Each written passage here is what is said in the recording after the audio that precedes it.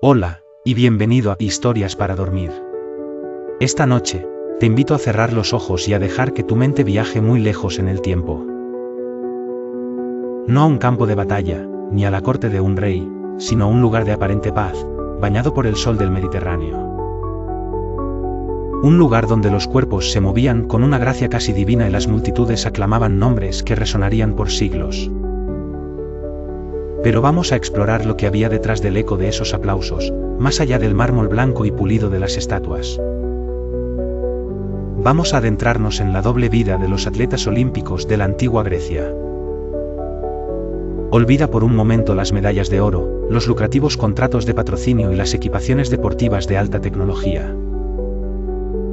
El mundo al que nos dirigimos es mucho más crudo, más elemental.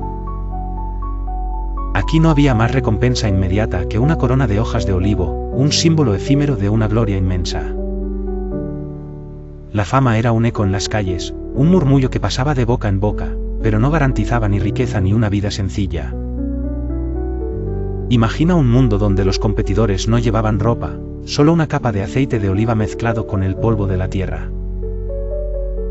Sus cuerpos, esculpidos por años de un esfuerzo inimaginable, brillaban bajo el sol griego, convirtiéndose en lienzos vivientes de sudor y arena. Detrás de la imagen casi mítica que ha llegado hasta nosotros, se escondía una realidad de una disciplina férrea, casi monástica. La gloria del atleta griego no era solo un regalo de los dioses, era una conquista forjada en el sudor diario, en el hambre controlada, en una competencia tan feroyente que a veces rozaba la brutalidad. Y cuando las reglas se rompían, los castigos no se ocultaban. Eran públicos, diseñados para humillar y para recordar a todos que, aunque compitieran en honor a los dioses, seguían siendo mortales, sujetos a las flaquezas humanas. Así que relájate, acomódate y permite que el ritmo de esta historia te meza suavemente. Juntos, exploraremos el día a día de un aspirante a héroe, la vida de un coloso legendario, los secretos y las trampas que se escondían en los juegos sagrados, y el delicado equilibrio entre ser un ídolo y un simple peón en manos de los poderosos. Este no es solo un relato de triunfos, sino también de la silenciosa lucha, de la fragilidad humana que se esconde detrás de cada músculo tenso, de cada mirada fija en la línea de meta.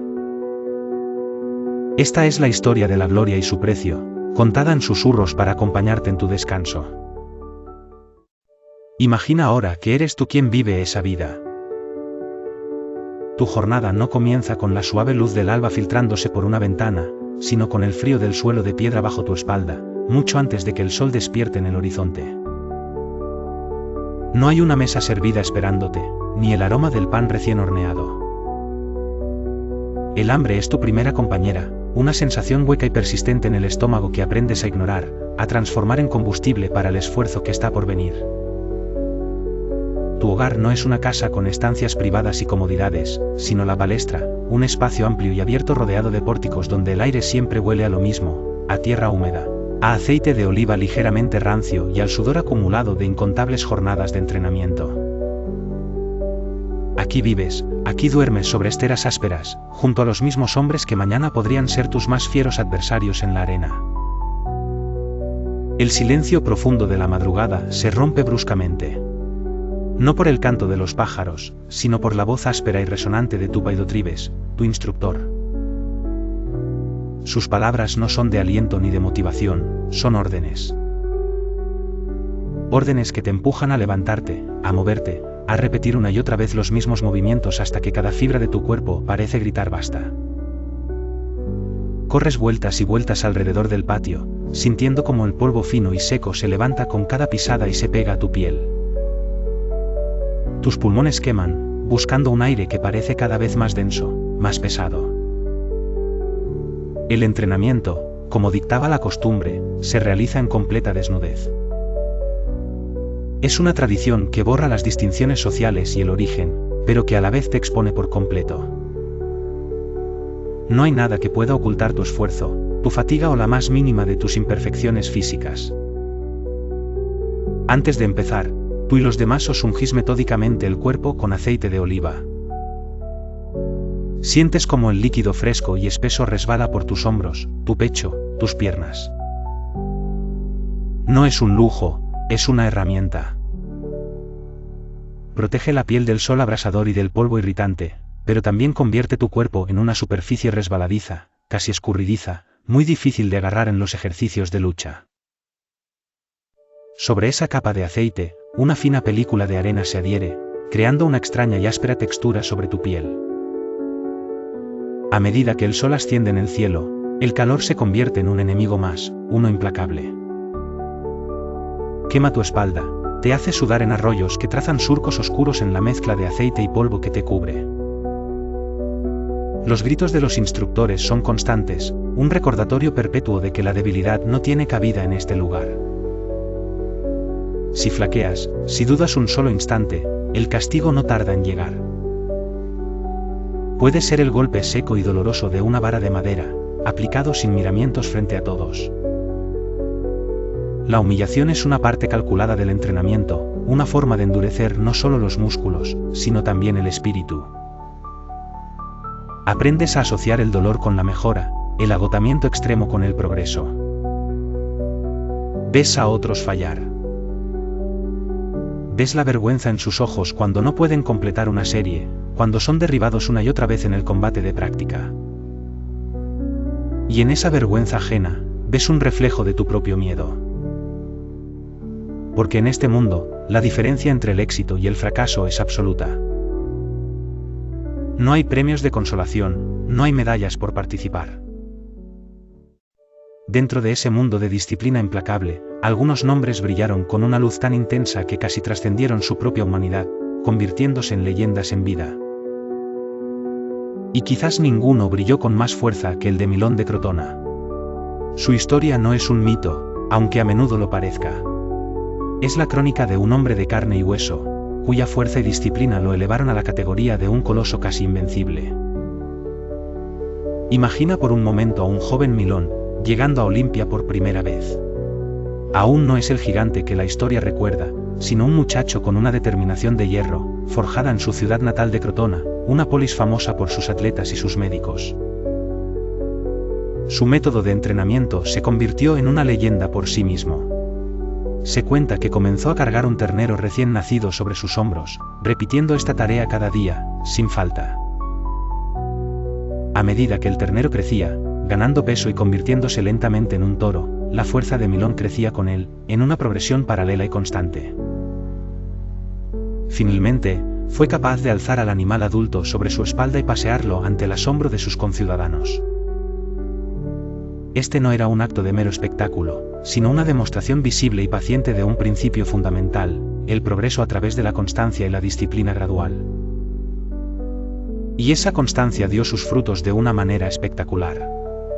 Ganó los Juegos Olímpicos en la categoría de lucha en 6 ocasiones distintas, un hito casi inconcebible que se extendió a lo largo de décadas de competición.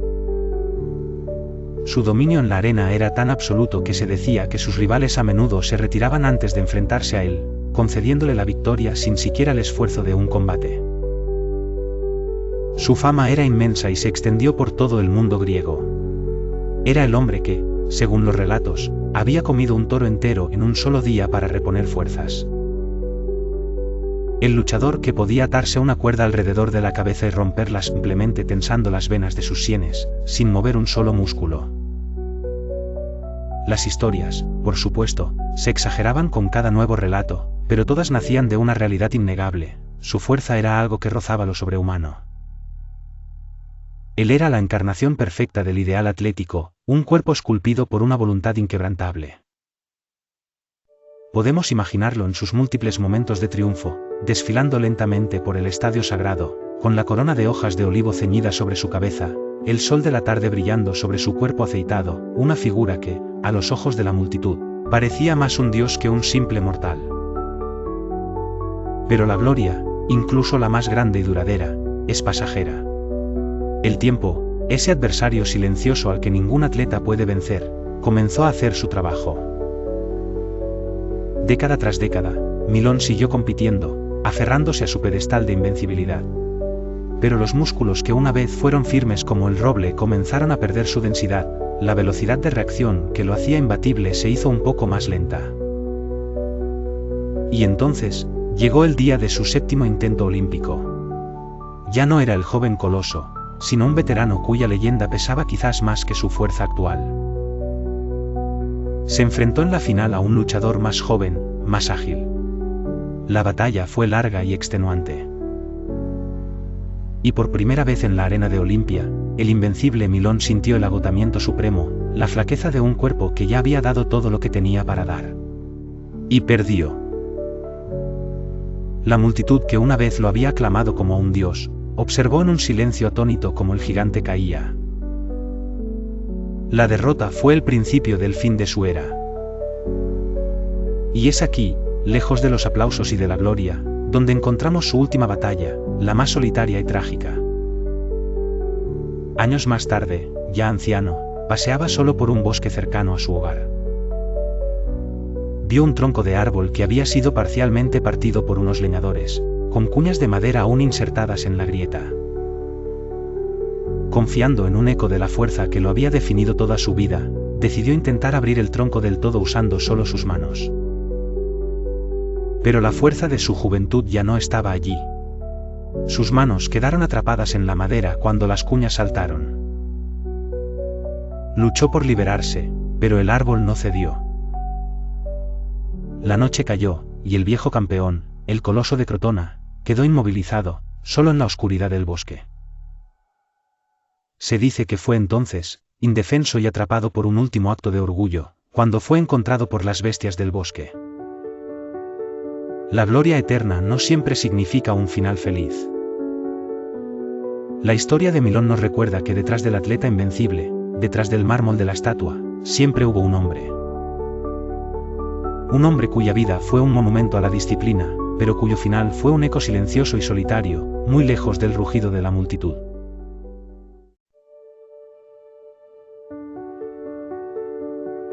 Los juegos a los que asistías, en los que competías, no eran un simple evento deportivo. Eran, ante todo, un profundo festival religioso, una tregua sagrada que paralizaba guerras y reunía a todo el mundo griego en honor a Zeus, el rey de los dioses que habitaban el Olimpo. El juramento que prestabas como atleta antes de competir era un acto de una solemnidad casi aterradora. Con la mano sobre los restos de un animal sacrificado, jurabas en voz alta. Jurabas competir con honor, seguir las reglas establecidas y, sobre todo, no hacer nada que pudiera deshonrar el santuario sagrado. Pero donde hay una inmensa gloria en juego y una presión casi insoportable por alcanzar la victoria, la naturaleza humana a menudo busca atajos. A pesar de su carácter divino, los juegos no eran inmunes a la corrupción. Imagina que caminas lentamente por el sendero sagrado que conduce al estadio de Olimpia.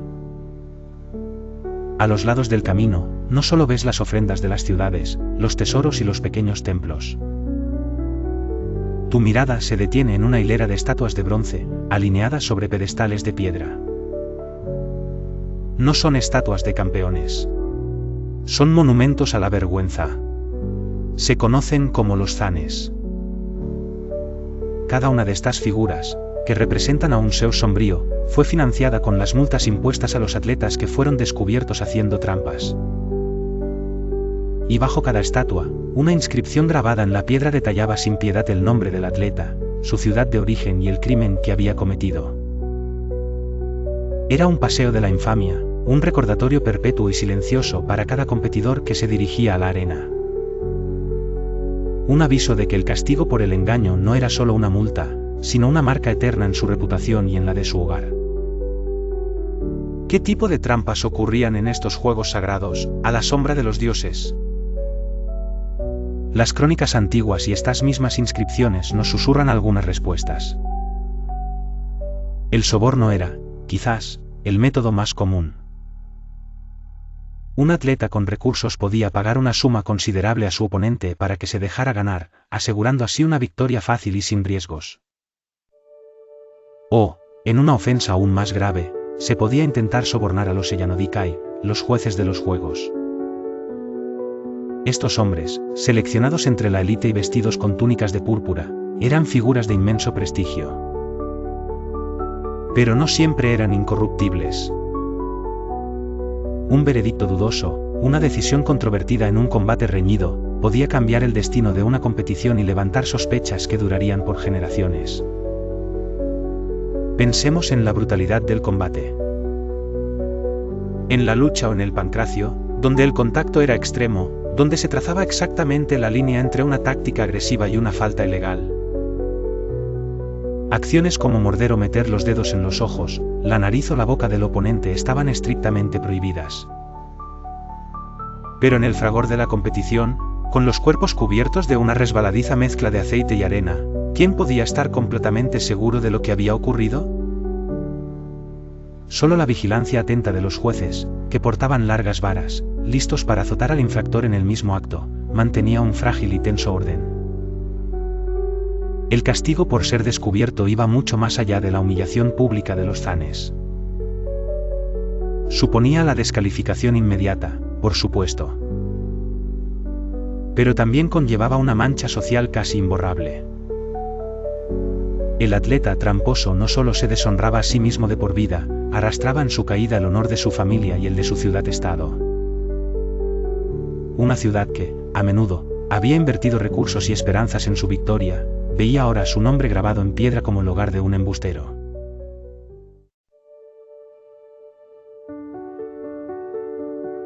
La vida de un atleta de élite no se desarrollaba únicamente en la soledad de la palestra o bajo el sol cegador del estadio. Una vez que alcanzabas la fama, una vez que tu nombre era coreado por la multitud, tu existencia se entrelazaba inevitablemente con un mundo de poder, de riqueza y de sutiles influencias. Te convertías en un símbolo, y los símbolos siempre han sido inmensamente valiosos para aquellos que buscan afianzar su propio estatus. Algunos atletas, los más afortunados, se transformaron en verdaderos héroes cívicos, colmados de honores por sus ciudades y respetados por todos hasta el final de sus días. Otros, sin embargo, se convirtieron en algo parecido a un objeto de prestigio, una valiosa posesión en las manos de los hombres más poderosos. La nobleza y los aristócratas más ricos de Grecia veían en los atletas una oportunidad de oro. Patrocinar a un campeón no era un simple acto de mecenazgo o de caridad, era una astuta inversión política y social. Un hombre influyente que financiaba el entrenamiento, la dieta y los costosos viajes de un luchador o de un corredor estaba, en esencia, apostando por su propia gloria. Si su atleta conseguía la victoria en Olimpia, el honor no era solo para el competidor. El patrón compartía ese triunfo, y su nombre resonaba con fuerza junto al del campeón, aumentando su influencia y su prestigio en una sociedad profundamente obsesionada con la reputación y el renombre. Imagina por un instante que, tras tu victoria, eres recibido por uno de estos hombres. Te ofrece una vida que nunca habías soñado, los mejores alimentos, un lugar cómodo donde descansar, el fin de las preocupaciones económicas que te acosaban. A cambio, tu lealtad es enteramente suya. Tu éxito es su éxito.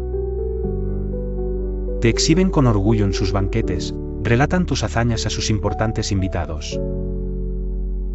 Tu cuerpo, tu fuerza, tu fama, todo se convierte en una extensión de su propio poder. Es un pacto silencioso, un equilibrio delicado que se mueve entre la gratitud y una forma de servidumbre. Y si la victoria era lo suficientemente grande, si tu hazaña era recordada por todos, entonces llegaba el máximo honor, el que prometía una forma de inmortalidad, una estatua tallada en bronce o mármol. El patrón, o a veces la ciudad entera, agradecida, encargaba tu efigie a uno de los grandes maestros escultores de la época. Nombres que aún hoy resuenan, como Mirón, Policleto o Lisipo. Estos artistas no buscaban crear un retrato fiel y realista de ti. Su objetivo era mucho más elevado, querían capturar la idea misma de la perfección atlética, el concepto de arete en su forma más pura y visible.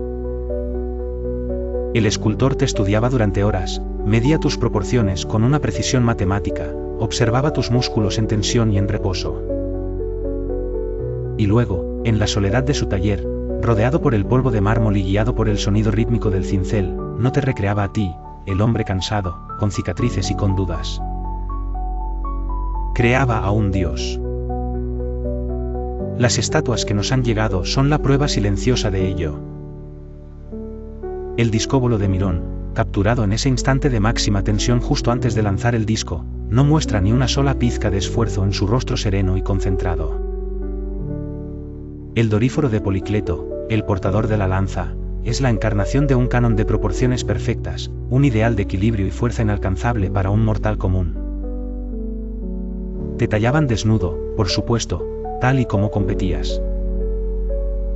Pero era una desnudez heroica, idealizada.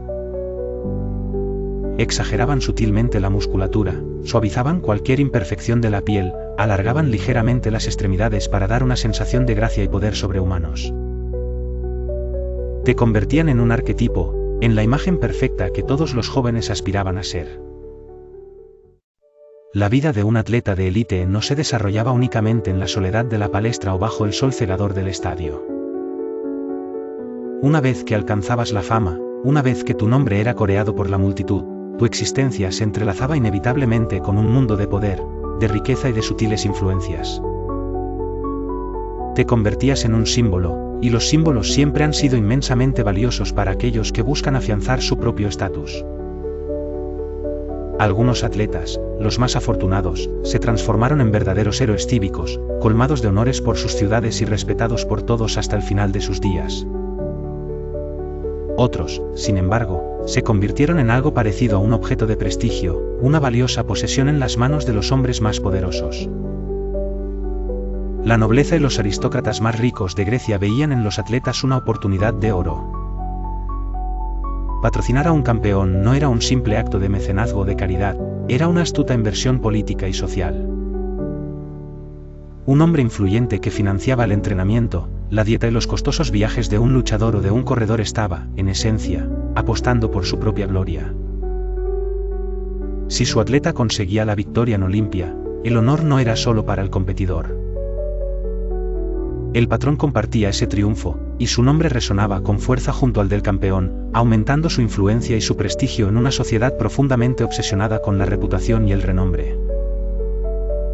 Imagina por un instante que, tras tu victoria, eres recibido por uno de estos hombres. Te ofrece una vida que nunca habías soñado, los mejores alimentos, un lugar cómodo donde descansar, el fin de las preocupaciones económicas que te acosaban. A cambio, tu lealtad es enteramente suya. Tu éxito es su éxito. Te exhiben con orgullo en sus banquetes, relatan tus hazañas a sus importantes invitados. Tu cuerpo, tu fuerza, tu fama, todo se convierte en una extensión de su propio poder. Es un pacto silencioso, un equilibrio delicado que se mueve entre la gratitud y una forma de servidumbre. Y si la victoria era lo suficientemente grande, si tu hazaña era recordada por todos, entonces llegaba el máximo honor, el que prometía una forma de inmortalidad, una estatua tallada en bronce o mármol. El patrón, o a veces la ciudad entera, agradecida, encargaba tu efigie a uno de los grandes maestros escultores de la época. Nombres que aún hoy resuenan, como Mirón, Policleto o Lisipo. Estos artistas no buscaban crear un retrato fiel y realista de ti. Su objetivo era mucho más elevado, querían capturar la idea misma de la perfección atlética, el concepto de arete en su forma más pura y visible. El escultor te estudiaba durante horas, medía tus proporciones con una precisión matemática, observaba tus músculos en tensión y en reposo. Y luego, en la soledad de su taller, rodeado por el polvo de mármol y guiado por el sonido rítmico del cincel, no te recreaba a ti, el hombre cansado, con cicatrices y con dudas. Creaba a un dios. Las estatuas que nos han llegado son la prueba silenciosa de ello. El discóbolo de Mirón, capturado en ese instante de máxima tensión justo antes de lanzar el disco, no muestra ni una sola pizca de esfuerzo en su rostro sereno y concentrado. El Doríforo de Policleto, el portador de la lanza, es la encarnación de un canon de proporciones perfectas, un ideal de equilibrio y fuerza inalcanzable para un mortal común. Te tallaban desnudo, por supuesto, tal y como competías. Pero era una desnudez heroica, idealizada. Exageraban sutilmente la musculatura, suavizaban cualquier imperfección de la piel, alargaban ligeramente las extremidades para dar una sensación de gracia y poder sobrehumanos. Te convertían en un arquetipo, en la imagen perfecta que todos los jóvenes aspiraban a ser. Y ahí permanecías, en el santuario de Olimpia o en el ágora de tu ciudad, inmóvil y perfecto para la eternidad.